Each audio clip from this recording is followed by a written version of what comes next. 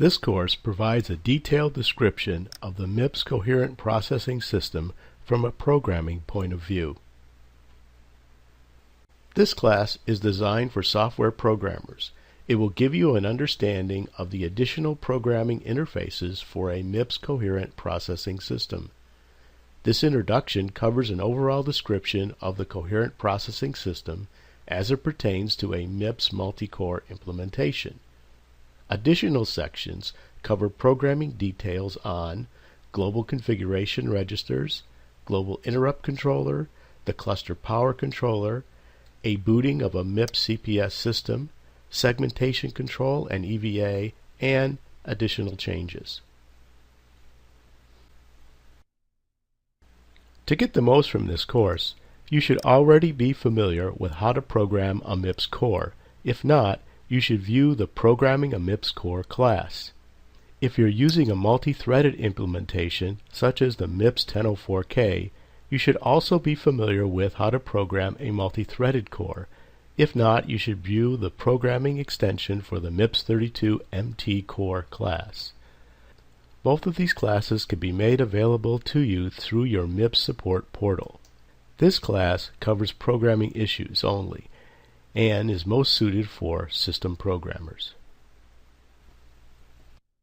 There are two different types of products that are supported.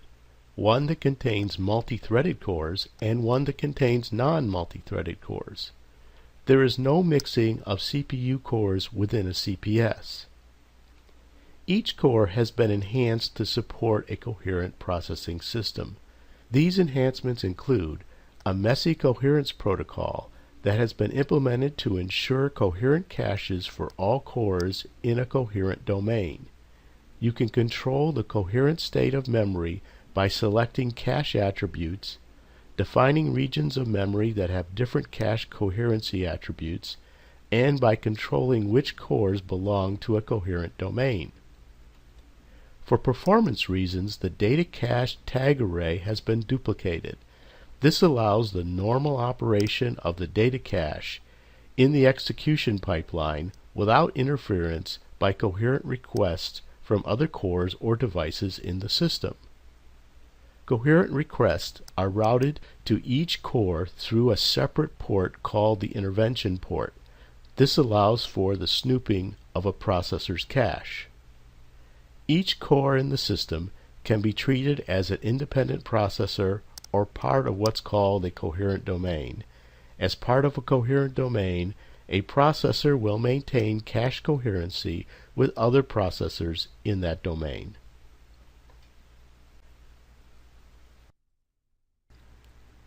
Here is a diagram of a coherent processing system with 4 processors. In terms of a MIPS coherent processing system, a CPS is a cluster of homogeneous processors that share memory, interrupts, and I/O devices. All processors in the system can be multi-threaded or single-threaded, but not both. The system can have just one processor. This adds cache snooping to a single processor system. However, the real intention of a CPS is to connect multiple processors together in a totally coherent fashion, ideally suited to run a symmetric multiprocessing OS, such as SMP Linux.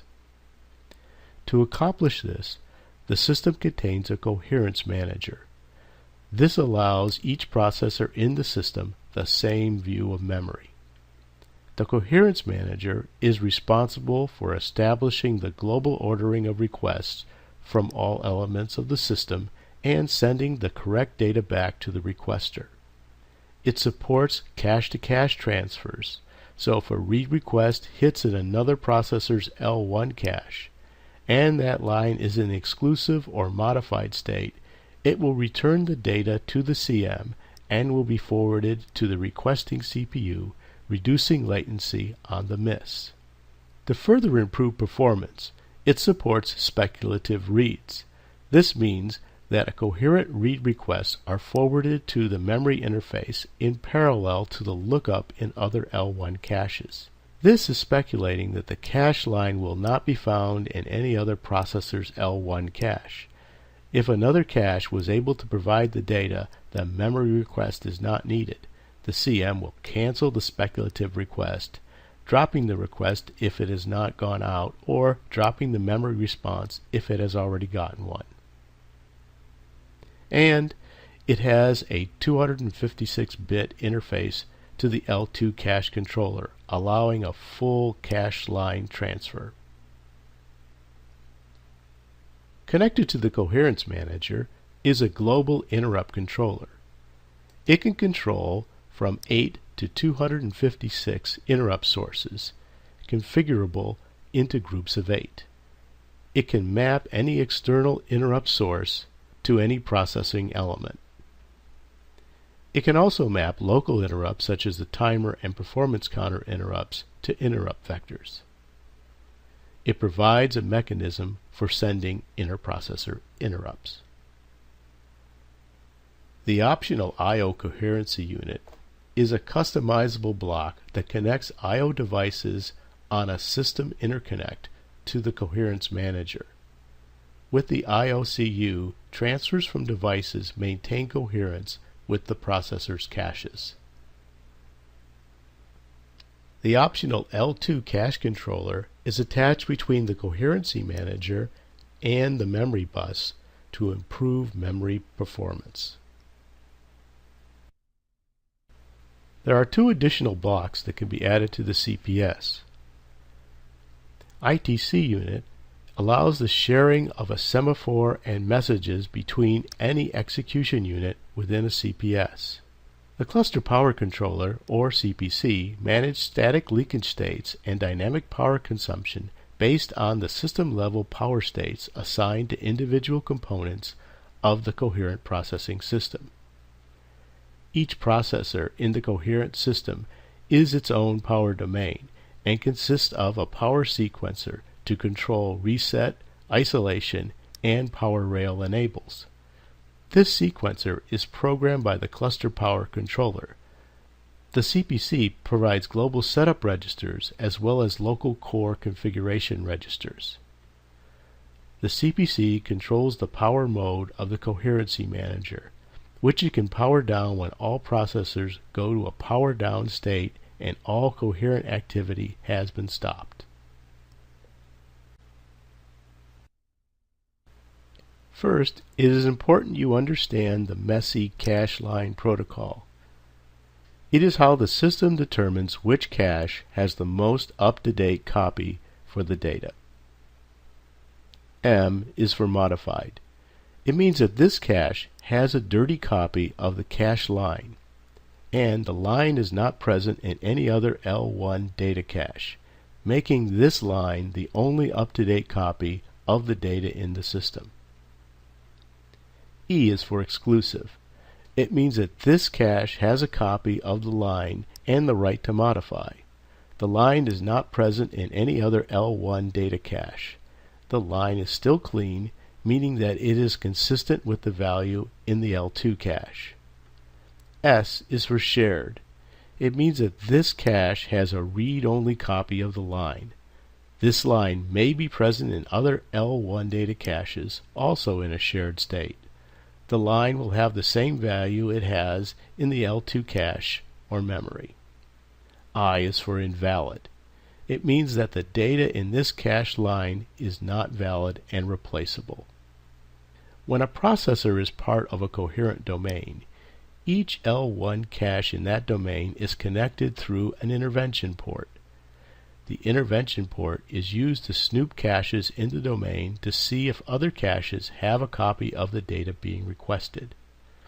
If a requested cache line is in an exclusive or modified state, it has the most recent up-to-date copy of the data, so that data is returned with its response on a read-type intervention. The coherent CCAs are number 4 and 5. These differ only in the handling of a load miss. For CCA 4, a load miss will request exclusive ownership. This can be chosen for data that is not expected to be shared. For CCA 5, a load miss will request shared ownership. However, if there are no other shares, the CM will normally automatically upgrade the line and indicate that it should be installed as exclusive. Coherent requests from all CPUs and I/O devices are sent to each CPU's intervention port. Each CPU sees all of the interventions, including those from its own request, called self-interventions. This helps keep the requests in the same order. Each CPU updates the messy state of its cache lines in response to these interventions. As a reminder, the CCA is set for KSEG 0 by setting the K0 field bit in the CP0 config register. For systems without a TLB, KUSEG CCA is set in the KU field, and the K23 field sets the CCA for KSEG 2 and KSEG 3. For systems with a TLB, cacheable segments, aside from KSEG 0, are all set in the TLB entry. Here is an example of a store word that misses in the L1 cache with a write-back CCA. Core 0 initiates an intent to modify message towards the coherency manager. The coherency manager sends interventions towards all cores and the L2 cache at the same time. Core 2 responds with a hit in its line in an exclusive state, meaning it has the only clean L1 copy and is consistent with the L2 cache. There is a cache-to-cache transfer from Core 2 to Core 0 over the intervention port. Core 2's line is marked invalid. Core 0's line is marked exclusive. After the store word completes, the cache line state changes to modified.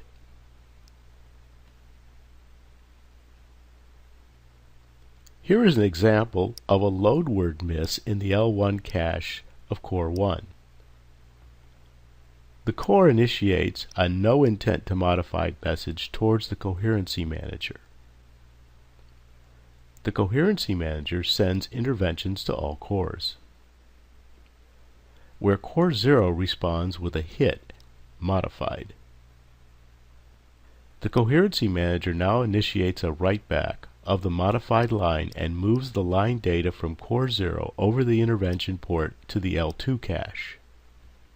There is a cache-to-cache transfer from Core 0 to Core 1 over the intervention port. Core 0 cache line then migrates to shared status.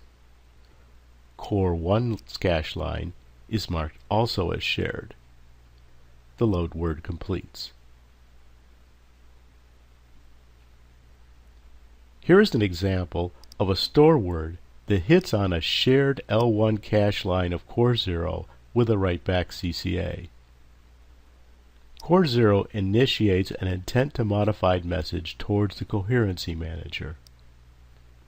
The coherency manager initiates interventions on all cores. Core 1 responds with a hit shared and invalidates its cache line.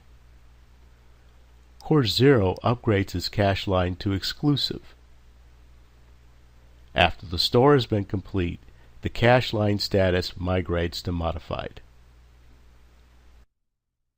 The rest of this class will go in depth into the programmability of the coherent processing system.